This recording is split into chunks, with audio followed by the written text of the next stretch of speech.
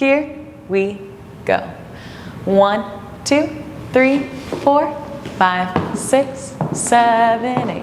1, 2, 3, 4, 5, 6, 7, 8.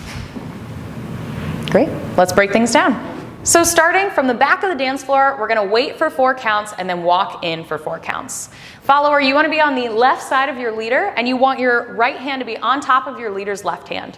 When we walk in, you want to start walking in together. So we wait 1, 2, 3, 4. When we walk, we go 5, 6, and then follower, you can kind of continue to walk in front of your leader, almost like you're bringing your leader onto the dance floor.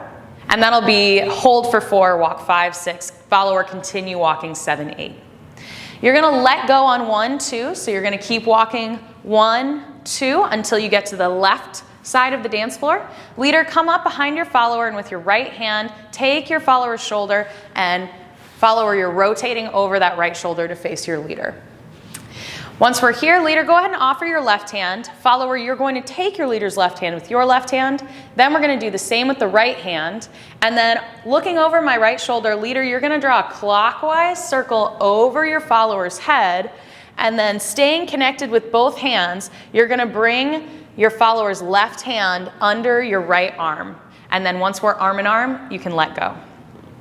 Follower, your footwork during that. So we just completed our 2-hand hold, and then you're gonna start with that left foot and you're going left, right, left. And then you can tap with the right foot. And for my leader, again, that's 2 circles above, close above your follower's head, starting with that right arm. Once we're here, we're ready for our pattern 1.